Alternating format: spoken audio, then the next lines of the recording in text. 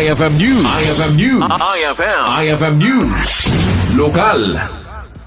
Kinumendaran ni Regional Director Ramona Evan Ruiz sa iti Technical Education and Skills Development Authority wenno Tesda dagiti 1,000 sa hanggasot 50 ang nagturpo sa iti agduduma a kurso nga injaya tinadakamat nga ahensya. Sagon kani Ruiz sa graduation kat isula ang iti panaglepas si training dagitoy kan malukatan na iti dakdakkel nga oportunidad amang gada. Kinunana kun daway dagito yan nga iubra dagiti inadalda iti Tesda agapu taado dagiti agururay a pagtrabahuanda saan laeng diti pagilya na Pilipinas no diket iti balasi taawa. Well, of course, we bid them good luck dahil yung graduation is just the ending of their training.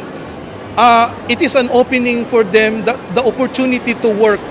Work is in the sense your duty as a citizen of this country, not only to the country but also to your family and yourself, just like other professionals.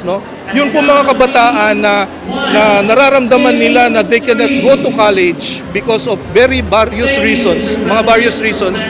A textbook pattern or learning is a pathway. Meron pong trabaho naghihintay sa inyo. Kung ikaw ay carpenter, ikaw ay mason, ikaw ay heavy equipment operator, kung ikaw ay welder, kung ikaw ay housekeeper, kung ikaw ay bookkeeper, kung ikaw ay domestic worker, lahat yan may trabaho naghihintay. Hindi lang sa Pilipinas but also abroad. Kaya I welcome you. This is an opportunity for you. Hindi nyo kailangan problemahin dahil may scholarship program po ang Tesda provided that you are qualified dun po sa requirements of the program.